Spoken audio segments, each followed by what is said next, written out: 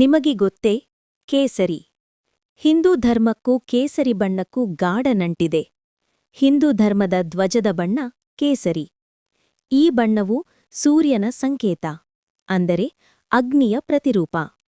ಅಗ್ನಿ ಹಿಂದೂಗಳಿಗೆ ಪವಿತ್ರ.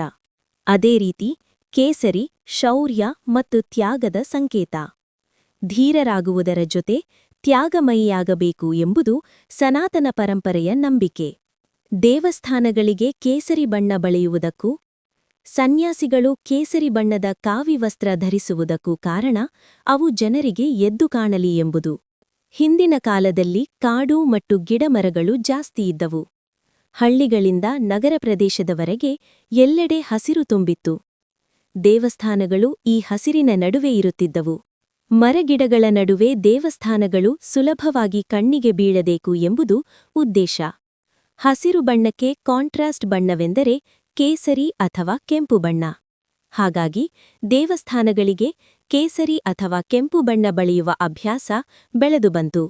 ಮರುಭೂಮಿಯ ದೇಶಗಳಲ್ಲಿ ಬೆಳೆದು ಬಂದ ಇಸ್ಲಾಂ ಧರ್ಮಕ್ಕೆ ಹಸಿರು ಬಣ್ಣದ ಮೇಲೆ ವಿಶೇಷ ಪ್ರೀತಿ ಬರಲು ಇದೇ ಕಾರಣ. ದರ್ಗಾಗಳು ಮರುಭೂಮಿಯಲ್ಲಿ ಕಾಣಲು ಅವಕ್ಕೆ ಹಸಿರು ಬಣ್ಣ ಬಳೆಯುತ್ತಿದ್ದರು. ದೇವಸ್ಥಾನಗಳು ಹಿಂದೆ ಅಧ್ಯಯನ ಮತ್ತು ಸಂಶೋಧನಾ ಕೇಂದ್ರಗಳಾಗಿದ್ದವು. ಅಲ್ಲಿ ಜ್ಞಾನಕ್ಕಾಗಿ ಜನ ಬರುತ್ತಿದ್ದರು, ಮಾಹಿತಿ ಮತ್ತು ಚಿಂತನೆಗಾಗಿ. ನನ್ನ ಧರ್ಮ, ನನ್ನ ಶ್ರೇಷ್ಠತೆ. ನಿಮಗೆ ಈ ಮಾಹಿತಿ ಇಷ್ಟವಾದರೆ ಒಂದು ಲೈಕ್ ಮಾಡಿ, ಶೇರ್ ಮಾಡಿ ಮತ್ತು ನಮ್ಮ ಯೂಟ್ಯೂಬ್ ಚಾನೆಲ್ ಸಬ್ಸ್ಕ್ರೈಬ್ ಮಾಡಿ. ಧನ್ಯವಾದಗಳು.